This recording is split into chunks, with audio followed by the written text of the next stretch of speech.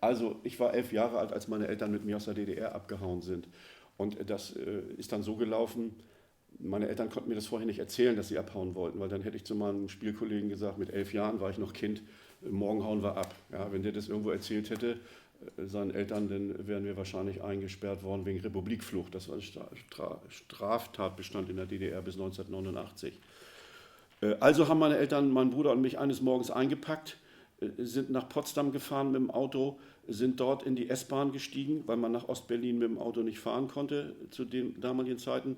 Dann sind wir mit der S-Bahn 1958, da war die Mauer noch nicht gebaut, die wurde erst 1961 gebaut, mit der S-Bahn so quer durch Berlin gefahren, von Potsdam also nach Berlin-Charlottenburg, das ist dann das Westberlin, das heutige Westberlin.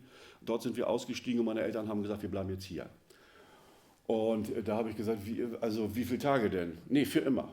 Und in dem Moment ist für mich ein Vorhang runtergefallen und da war meine Kindheit an dem Tag auch zu Ende. Ja. Meine Freunde weg, mein Spielzeug weg, mein Umfeld, alles weg. So in Salzwedel gehörte ich dazu, zu den Leuten, da hatte ich mein Umfeld, das war mein geschütztes Umfeld, das war alles weg in dem Moment. Das hat mich tierisch getroffen und dann haben wir in einem Flüchtlingsheim, sind wir untergekommen und sind dann irgendwann nach Hamburg geflogen worden. Wir mussten über die DDR rüberfliegen, weil wir ja Republikflüchtlinge waren, konnten wir da nicht auf dem Landwege durch, dann hätten sie uns einkassiert. Und wir sind nach Hamburg und dann nach Lüneburg, weil meine Mutter hier Verwandte hatte. Dadurch sind wir hierher gekommen. Ich wurde in die Hasenburger Schule eingeschult, wurde in den laufenden Unterricht, hier in Lüneburg, wurde in den laufenden Unterricht reingesetzt, neben irgendeinen Klassenkameraden. Und dann sagte der, ja, wo kommst du denn her? Und da sage ich, ich komme aus der sowjetischen Besatzungszone, so sprach man damals. Das kannte der nicht, da hat der gesagt, sowjetische Besatzungszone, bist du ein Russe? So, wegen der Russen waren wir aber abgehauen. Ich bin mittags nach Hause gekommen, habe zu meiner Mutter gesagt, ich gehe nicht mehr in die Schule. Die denken, ich bin Russe. Also das will ich ja gar nicht sagen. Ne? Das war sehr, sehr schwer, hier reinzufinden. Das hat bei mir geklappt über Sport. Ich war ein guter Sportler und über Sport habe ich meine Anerkennung gekriegt. Fußball, Leichtathletik, da habe ich meine Kreise gefunden. Folglich hatte ich nicht immer so eine Lust, in der Schule meine Schularbeiten zu machen, aber nachmittags auf dem Sportplatz, da habe ich mich wohlgefühlt, da habe ich meine Anerkennung gekriegt, die ich vermisst habe. Dann habe ich von da an immer Zeitung gelesen, als Elfjähriger schon, was ist mit der DDR und warum ist die Grenze da überhaupt? Salzwedel liegt ganz dicht an der heutigen Landesgrenze, damals Zonengrenze. Warum kann die nicht ein bisschen weiter östlich gelaufen sein, wäre Salzwedel in der Bundesrepublik gewesen, hätten wir gleich fliehen müssen. Ich wusste also, Londoner Protokoll, die Alliierten haben da ihre Grenzen abgesteckt, warum das so war. Und 1964 habe ich dann in der Zeitung gelesen, im Rundfunk gehört, im Fernsehen gesehen, alle, die von 1961 abgehauen sind, also wir auch 1958, Republikflucht ist von Strafe freigestellt. Die Leute können ruhig rüberkommen und können die DDR besuchen. Ja? Das war amnestiert, also das galt nicht mehr als Strafe. Da habe ich gesagt zu meinen Eltern, jetzt fahren wir natürlich rüber, ich will dahin, wo meine Kindheit ist. Und meine Eltern gesagt, auf keinen Fall. Wenn du da rüberfährst, dann kannst du einreisen und dann behalten sie uns da. Dass sie das nicht mehr bestrafen, das glauben meine Eltern nicht. Ich habe gesagt, nee, ich will da aber hin und hier eine Einladung und die ganzen Formalien erledigt. Und dann haben meine Eltern mich in die Bahn gesetzt und haben gesagt, also damit eins klar ist, du fährst da jetzt rüber, du bist 17 Jahre alt, vor 6 Jahren sind wir abgehauen, haben dein Genörgel hier satt und dein Gemeckere, fahr da rüber, aber wenn die dich da behalten, wir holen dich da nicht raus. Das ist jetzt deine Entscheidung. Ja, mache ich. Und dann bin ich rübergefahren, als ich auf dem Grenzbahnhof in Oebisfelde stand. Ja. Entschuldigung, da habe ich gedacht, die Fopos mit Kalaschnikow und mit den Hunden, jetzt ist alles zu spät, jetzt wirst du eingesperrt. War aber nicht.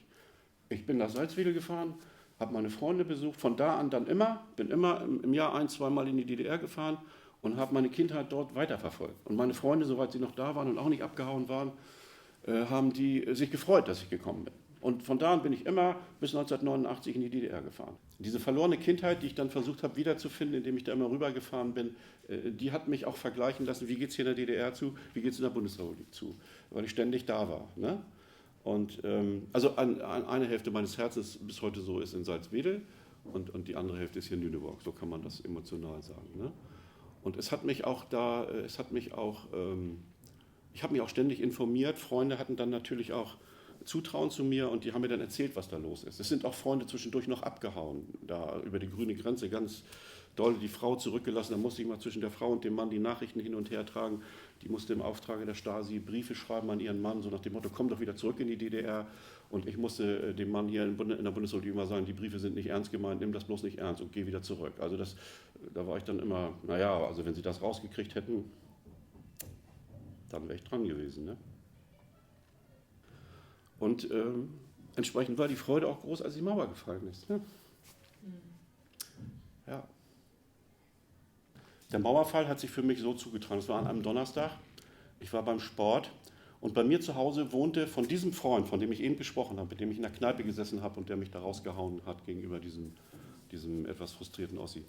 Der hatte er immer noch eine Tochter, die war damals 20 und die hat ihre Großeltern besucht 1989 im Oktober in Minden und ist dann hier im Westen geblieben. Hat sich an mich gewandt und gesagt, Mensch Klausi, kann ich nicht bei dir wohnen? Ich sage, ja, kannst du machen. Also die war abgehauen. Die war 1989 im Oktober abgehauen, mit dem Wissen, ja, ich bin jetzt aus der DDR weg, habe meine Oma besucht, fahre nicht wieder zurück. Meine Eltern dürfen mich erstmal 30 Jahre nicht sehen, ich darf auch nicht mehr in die DDR, ich bin jetzt Republikflüchtling. Alles erstmal abgeschnitten. Und die habe ich untergebracht. Und die saß bei mir in der Wohnung, ich komme abends vom Sport um 10, na, jetzt muss ich wieder heulen, guckt auf den Fernseher und sagt, guck mal, die Mauer geht auf, super. Da mussten wir beide da, sie gerade abgehauen und ich habe ja immer noch diese Trennung im Herzen gehabt. Da saßen wir da vorm Fernseher und haben genauso geheult wie die Leute, die durch die Mauer durchgegangen sind. Ja. Das war so, also das habe ich auch hochemotional erlebt, weil da gerade ein Flüchtling war. Und das war ein Donnerstag und am Sonnabend waren ihre Eltern aus Salzwedel, das sind 80 Kilometer von hier mit dem Baumkuchen, Salzwedel Stadt der Baum. Ja, da haben sie sich wieder gesehen, war nicht mit 30 Jahren nicht sehen. Das war alles vorbei. Super. Ich sag dir mal was zur Deutschlandpolitik, wenn du die Eingrenzung mir erlaubst. Ja? Also diese Ossi-Wessi-Geschichte. Da habe ich also natürlich auch eine ganz spezielle Meinung vor dem Hintergrund meiner Biografie. Es meutern ja viele, sagen, die DDR hat uns zu viel Geld gekostet und die Ossis, die sind alle faul und die können nichts leisten und die jammern immer, der Jammer-Ossi. Ich sehe das anders. Die DDR-Bevölkerung hat in einem günstigen Moment, haben die Demokratie erkämpft. Die haben gesagt, hier, wir sind das Volk. Die Russen haben sich zurückgehalten, die Chance war günstig. Die haben richtig für ihre Freiheit gekämpft. Die müssten eigentlich viel mehr Selbstbewusstsein haben, sage ich denen auch immer, als sie haben. Wir Westdeutschen, also wir war ich ja damals nicht, da haben die Alliierten, die Engländer, Franzosen und Amerikaner gesagt, pass auf, aus euch machen wir jetzt Demokraten, wir kriegen jetzt hier eine Demokratie, wir leiten das mal in die Wege, dass hier eine Verfassung entsteht und so. Die Westdeutschen mussten für ihre Demokratie nicht kämpfen. Die haben sie gekriegt, geschenkt gekriegt. Ein schönes Geschenk. Ja? Heute kann man wieder sagen, Mensch, bewahrt euch das Geschenk. Da gibt es Gefahren von links und rechts und besonders von rechts. Und die Ostdeutschen haben für ihre Demokratie gekämpft. Die sind auf die Straße gegangen, in Kerker gegangen, haben sich quälen lassen müssen teilweise dafür und haben sich durchgesetzt für ihre Demokratie, die dann auch in der DDR galt. Punkt 1. Punkt 2, wenn es um wirtschaftliche Dinge ging. Die DDR hat den Krieg alleine verloren. Wir haben den Marshallplan gekriegt nach dem Zweiten Weltkrieg, die Westdeutschen. Kapitalhilfe, ne, hatten die Amerikaner ihre eigenen Interessen und wir konnten das Land wieder aufbauen. Viele tüchtige Menschen, aber ohne Kapital wäre es nicht gegangen. Die Ostdeutschen haben die Kapitalhilfe nicht gekriegt, ganz im Gegenteil. Die Russen haben denen noch Reparationszahlungen aufgedrückt. Wenn hochwertige Industrieprodukte aus der DDR nach Russland verkauft worden sind, sind die unter Wert verkauft worden. Die Russen haben gesagt, nee, nicht Weltmarktpreis, sondern darunter. Und wenn die Russen den DDR-Leuten Öl geliefert haben, haben sie denen ordentlich Geld dafür abgenommen.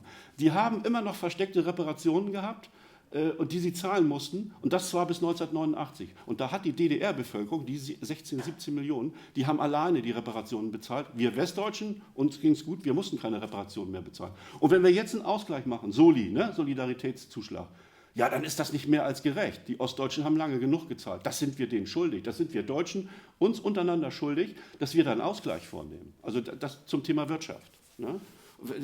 Die Leute immer sagen, ja, wieso und warum müssen wir für die zahlen? Ja, darum, weil wir zusammen den Krieg verloren haben, aber die alleine bezahlt haben bis 1989. Über viele versteckte Reparationsleistungen, ne, die man nachweisen kann auch. Also insofern, und die haben die Demokratie selber erkämpft, das ist respektabel. Achso, wie nehmen Sie populistische Bewegung und Fremdfeindlichkeit und so, also auch mit den Flüchtlingen? Ja. Ich habe 2010 aufgehört zu arbeiten, 2016 und 2017 bin ich in die Schule zurückgeholt worden, um Flüchtlinge zu unterrichten. Da waren 3 Deutschlehrerinnen, die den Unterricht gemacht haben.